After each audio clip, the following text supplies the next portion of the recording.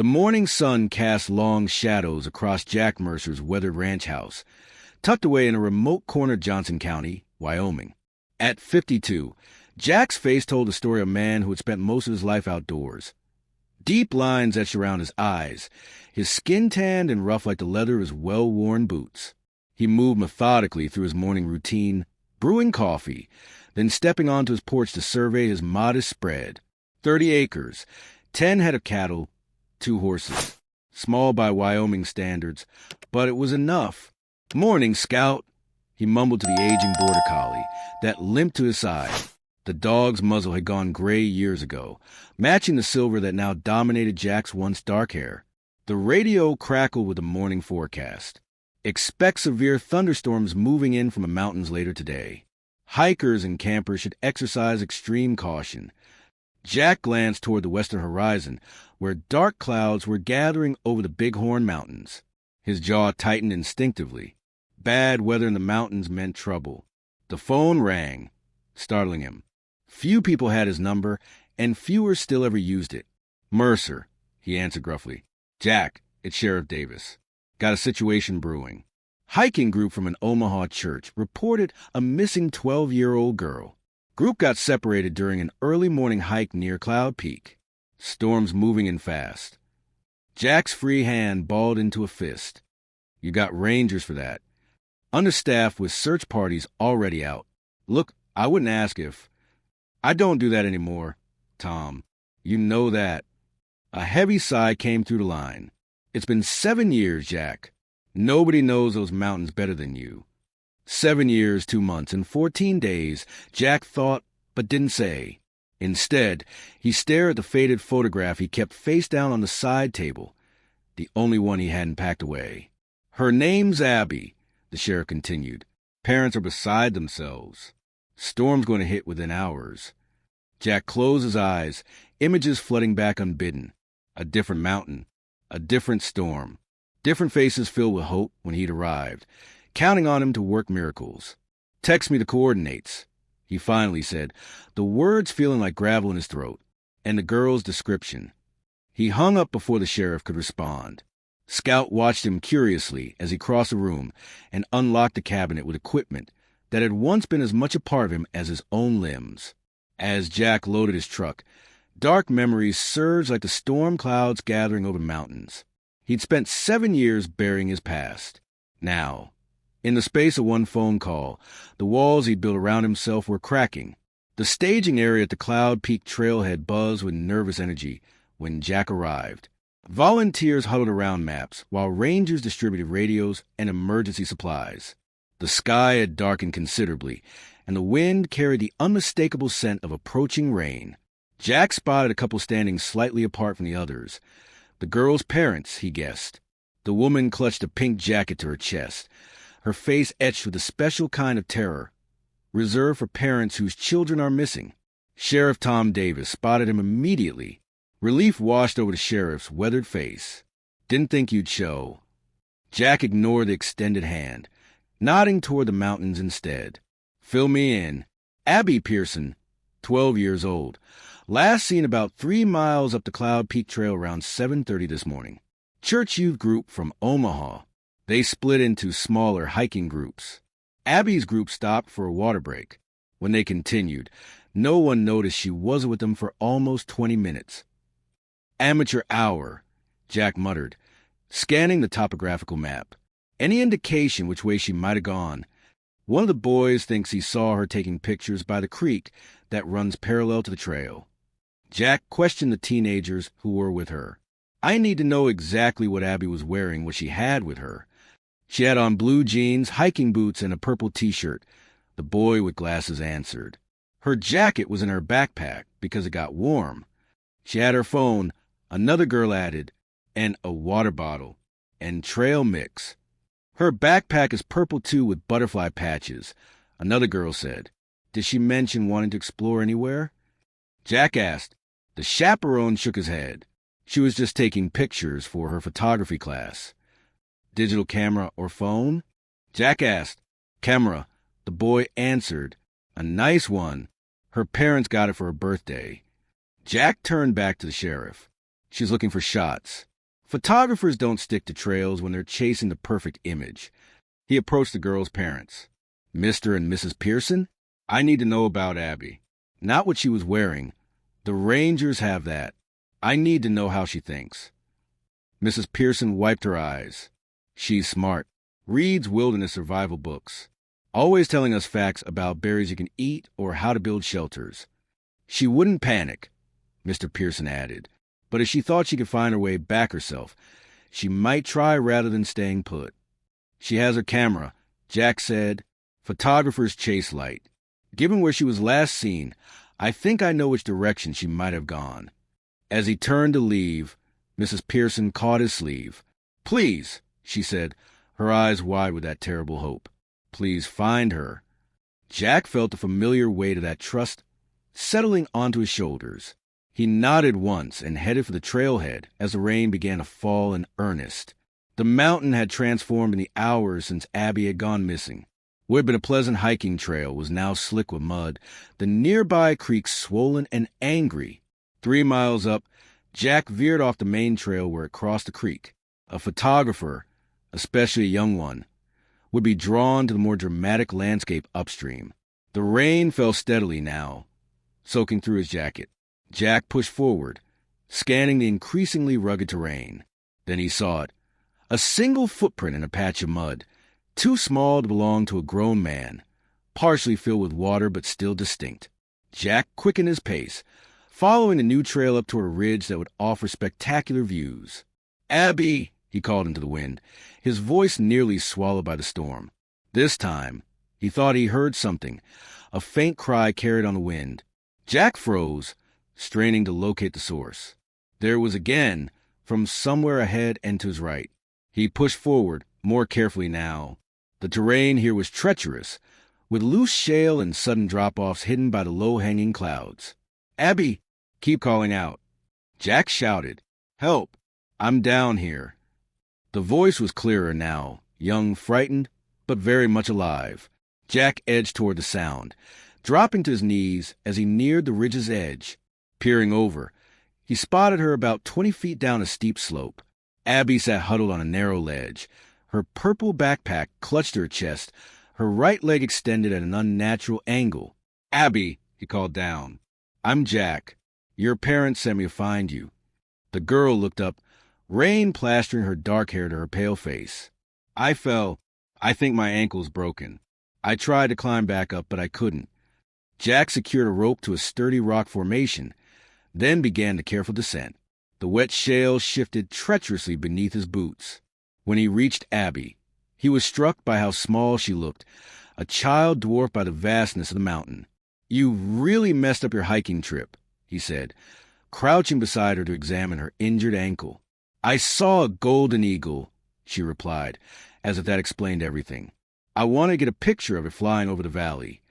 I've seen grown men do dumber things for less reason, Jack said, gently probing the injury. Probably a sprain, maybe a simple fracture. Either way, you're not walking out of here.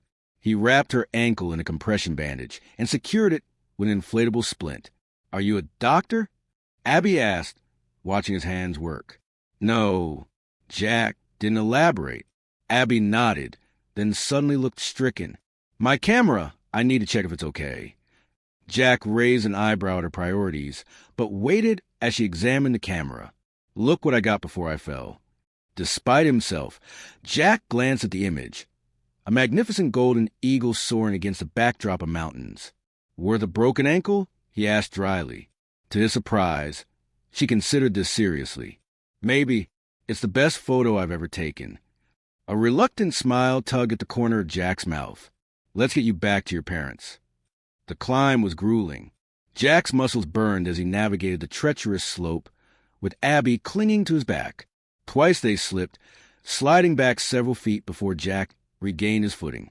Each time, Abby suppressed a cry of pain as her injured ankle knocked against the rocks. Almost there, Jack grunted as they neared the top. With a final heave, he pulled him over the ridge's edge onto more stable ground. Jack wrapped an emergency thermal blanket around her shoulders as she shivered in the rain. Thank you, she said through chattering teeth, for finding me. We're not out of the woods yet. Jack replied. It's a long way back to the trailhead. Are my parents really worried? She asked in a small voice. Jack looked at her directly. What do you think? Abby's eyes welled with tears. I just want to get that picture. I didn't mean to scare everyone. That's usually how trouble starts in these mountains, Jack said, not thinking. He stood, shouldering his pack again, then bent to lift Abby into his arms. She was light, but carrying her down the mountain in these conditions would be challenging. Why did my parents send you to find me? Abby asked as they traveled. Are you like a professional rescuer or something? Jack's jaw tightened. Or something. Let's focus on getting down this mountain. But as they continued, Jack found himself answering her questions about the mountain, the weather patterns, the wildlife. It had been a long time since he'd spoken this much to anyone. You know a lot, she observed. I used to do this professionally, he admitted. Search and rescue in Colorado. Why'd you stop?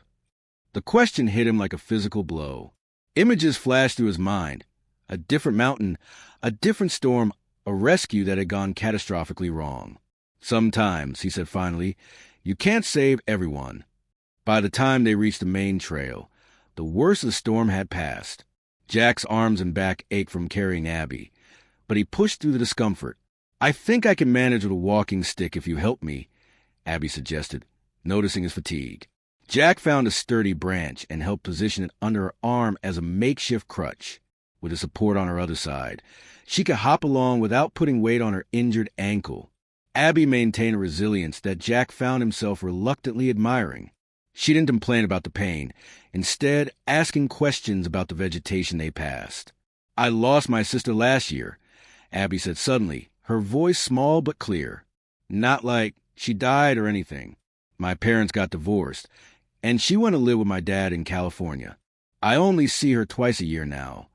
She paused before continuing. It's stupid, but sometimes I feel like it's my fault.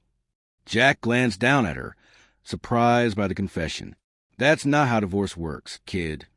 I know that here, she tapped her temple with her free hand, but not here. She placed her hand over her heart. Feelings don't always make sense, my counselor says. The simple truth of this statement hit Jack with unexpected force. For 7 years, he'd known logically that what happened on that Colorado mountain wasn't entirely his fault. The sudden avalanche, the equipment failure, the impossible choices. But in his heart, he carried the weight of every life lost that day. Your counselor is right, he said finally. Feelings don't always make sense. That's why I like taking pictures, Abby replied. Sometimes I can't explain how I feel, but I can take a picture that shows it. They continued down the trail, Jack supporting Abby as she hopped along. Their conversation had unlocked something he'd kept tightly sealed for years. I was leading a rescue operation, he said suddenly. 7 years ago, winter storm in the Rockies. A group of climbers got caught in bad weather. We were making good progress. Then the avalanche hit. Jack's voice grew distant. Split-second decision. The safety line could only support 3 of us. Had to choose who to cut loose. What happened? Abby asked quietly. Made the wrong choice. 2 climbers died, and my wife was on the support team at base camp. When I got back down, he trailed off, unable to articulate how his marriage had collapsed in the aftermath, how he'd eventually sold their house in Colorado and moved to Wyoming where no one knew his story. That's really sad, Abby said simply. But it sounds like it wasn't your fault. It was an avalanche. Jack gave a humorless laugh. That's what the official report said, too. Doesn't change how it feels. Like me and my sister, Abby said thoughtfully, even though I know it's not my fault, it still feels like it is sometimes. As they rounded a bend in the trail, the distant sound of voices reached them. The search party still looking for Abby. Mr. Jack? Abby said, looking up at him, thanks for finding me, and for carrying me, and for talking to me. Jack nodded, uncomfortable with the gratitude. You did good out there, kid. Kept your head. Are you going back to being a hermit after this? The direct question caught him off guard. Was he? The thought of returning to his isolated routine suddenly seemed less appealing than it had that morning. Haven't decided yet, he said honestly. 3 weeks later, Jack stood at his fence line, replacing a section damaged during the recent storms. Scout lay nearby in a patch of sunlight, occasionally lifting his head to watch a meadowlark. His phone buzzed in his pocket. Another change. He'd started carrying it with him around the ranch. The text message showed a photo of a golden eagle soaring above pine trees. Below it, Abby had written, "My photo won first place in the Wyoming Wildlife Photography Contest. Thanks again for helping me get this shot, and for the whole saving my life thing, too." Jack found himself smiling. Another change. The hospital visits had turned into occasional texts about Abby's photography projects. Her ankle was healing well. She'd be back to hiking by late summer. Inside his house, the photograph he'd kept face down for years now stood upright. His rescue team in Colorado, arms around each other's shoulders. His wife, Sarah, stood beside him, her smile bright against her tan face. The phone rang, interrupting his thoughts. The caller ID showed Sheriff Davis. "Jack, got a situation I could use your help with," the sheriff said.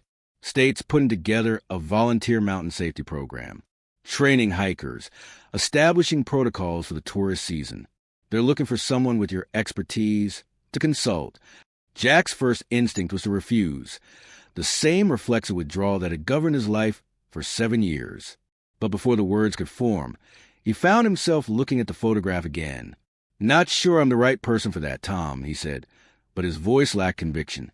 "You're exactly the right person," the sheriff countered. "Just share what you know. Could save lives this summer." That evening, Jack received another text from Abby. "We're leaving Wyoming tomorrow. Dad got us tickets for the rodeo tonight as a goodbye thing. Ever been?" Before he could overthink it, he typed, "Haven't been. Might be there tonight, though. Save me a seat?" The response came immediately. "Really? Awesome. We're in Section C." At the rodeo, Abby waved enthusiastically as Jack approached, her purple-booted foot still in a walking cast. "You shaved!" she exclaimed, studying his face. "You look different." "Thought it was time for a change," Jack muttered, suddenly uncomfortable with the attention. During the evening, Mrs. Pearson leaned over. "We wanted to let you know, Abby's been different since what happened on the mountain. More confident, more thoughtful. Whatever you said to her up there, it made an impression." Jack shifted uncomfortably. "Just talk about photography, mostly." Mrs. Pearson shook her head, clearly not believing that was a whole story. "Well, whatever it was, thank you." When they said goodbye in the parking lot, Abby insisted on a hug, which Jack returned stiffly at first, then with more feeling. "Keep taking pictures," he told her. "Just stay on the marked trails." "I will," she promised. "And you keep not being a hermit." The next morning, Jack found himself at the desk in the small room he'd used for storage since moving in. He retrieved a box from the closet, one he hadn't opened since Colorado. Inside were his old notebooks and manuals from his search and rescue days. His phone rang. The sheriff again. "Thought about that mountain safety program?" Davis asked. Jack looked at the material spread before him, then at the photograph now prominently displayed on his desk. His old team, his old life. "Tuesday at the ranger station," he said. "I'll be there." Outside, the sun illuminated the distant mountains. Today, Jack saw those peaks differently. Not as symbols of past failure, but as an ongoing challenge, a landscape both dangerous and beautiful, where people would always need guides who understood its mysteries. Scout nudged his leg, tennis ball in mouth, ready for their morning routine.